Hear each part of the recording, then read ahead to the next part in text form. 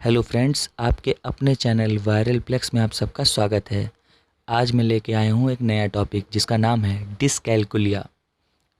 Dyscalculia एक learning disability है, यानी सीखने से जुड़ी एक समस्या जिसमें बच्चा गणित के सवालों को बहुत देर से समझता है या गलत करता है।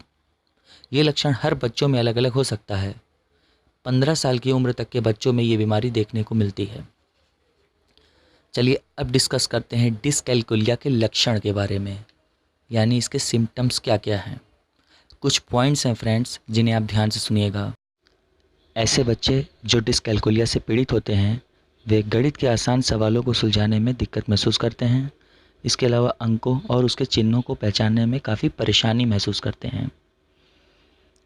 ऐसे बच्चे रुपयों को जोड़ने और घटाने में भी असफल होते हैं। दाईं और बाईं दिशा जानने में भी हमेशा कंफ्यूज रहते हैं। साथ ही साथ डिसकैलकुलिया से ग्रसित बच्चे घड़ी में टाइम देखने में भी असमर्थ होते हैं। चलिए अब डिस्कस करते हैं कि डिसकैलकुलिया क्या नहीं है, यानी कौन कौन से ऐसे लक्षण हैं जो डिसकैलकुलिया के अंतर्गत नहीं आते हैं। फ्रेंड्स, सभी बच्चों की सीखने की रफ्तार अलग अलग हो सकती है। बहुत से बच्चे ऐसे भी होते हैं जिनके लिए गणित एक टफ सब्जेक्ट होता है, एक कठिन सब्जेक्ट होता है। वो मैथ्स का नाम सुनकर ही घबरा जाते हैं। तो कुछ बच्चे ऐसे भी होते हैं जो धीरे धीरे ही सीख पाते हैं। बहुत से बच्चे परीक्षा के समय तनाव में आ जाते हैं, काफ़ी नर्वस हो जाते हैं और उसका प्रभाव उनके परीक्षा फल पे भी पड़ता है, यानी उनके रिजल्ट्स पर। लेकिन ये ज़रूरी नहीं है कि ऐसे बच्चे डिसकैलकुलिया से ग्रसित हैं, क्योंकि ये डिसकैलकुलिया के चिन्ह नहीं हैं। ये एक सामान्य बात है। अब डिस्कस करते हैं डिसकैलकुलिया के कारण के बारे में। इसकी सटीक वजह का पता तो अभी तक नहीं चल सका है, परंतु जीन्स और आनुवंशिकी इसकी प्रमुख वजह हो सकती है।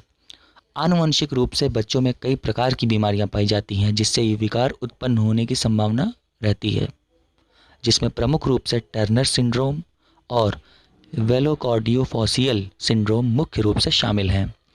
इसके अलावा बच्चों में जन्म के समय दिमाग का सामान्य से कम वजन होना भी इसका कारण बन सकता है। अब बात करेंगे हम डिसकैलकुलिया की जांच के बारे में, यानी इसकी जांच कैसे की जाए। वैसे तो डिसकैलकुलिया की पहचान करने के लिए कोई विशेष टेस्ट तो नहीं है, लेकिन मनोवैज्ञानिक एवं बाल रोग विशेषज्ञ इसका पता लगाने के लिए कुछ खास टेस्ट्स कर सकते हैं, जैसे आईक्यू टेस्ट, काउंटिंग टेस्ट या आकृति बनवाकर। चलिए अब बात करते हैं सबसे मेन टॉपिक पर, जो है डिसकैलकुलिया का इलाज। इसमें सबसे महत्वपूर्ण भूमिका होती है अभिभावकों यानी पेरेंट्स की और टीचर्स की। तो पॉइंट है इसमें टीचर्स से मदद।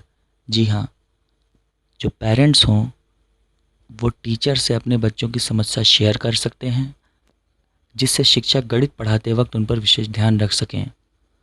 और टीचर्स को यहाँ कुछ मदद करनी चाहिए बच्चों की, जैसे कि एग्ज़ाम में उसे अधिक समय देकर या कैलकुलेटर का इस्तेमाल करने की इजाज़त देना। साथ ही साथ टीचर्स को बच्चों पर लगातार नज़र भी बनाए रखनी चाहिए। अगर फिर भी सुधार ना हो तो बच्चों को मनोचिकित्सकों से मिलने की सलाह देनी चाहिए। ऐसे बच्चों के लिए स्पेशल क्लास में कोचिंग की भी व्यवस्था टीचर्स कर सकते हैं।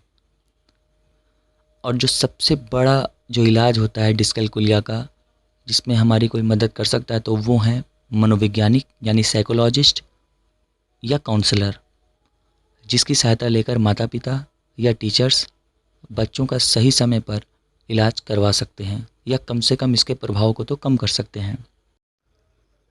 ऐसे बच्चे जो डिसकैलकुलिया से पीड़ित हैं, यदि उन बच्चों की उचित देखभाल की जाए तो भी डिसकैलकुलिया के असर को कम किया जा सकता है। यहाँ पे पेरेंट्स को ध्यान देना होगा। पेरेंट्स को डिसकैलकुलिया के बारे में ज़्यादा से ज़्यादा जानकारी हासिल करनी चाहिए, उसके बारे में जागरूक हों। बच्चों को वो डांटे नहीं बल्कि प्यार से समझाना चाहिए। बच्चों से प्यार से बातें करनी चाहिए और उनकी समस्या को समझने की कोशिश करनी चाहिए। पेरेंट्स को अपने बच्चों को ये भरोसा दिलाना चाहिए कि उनकी बीमारी कोई बड़ी बीमारी नहीं है, बल्कि एक सामान्य बीमारी है जो ठीक हो जाएगी।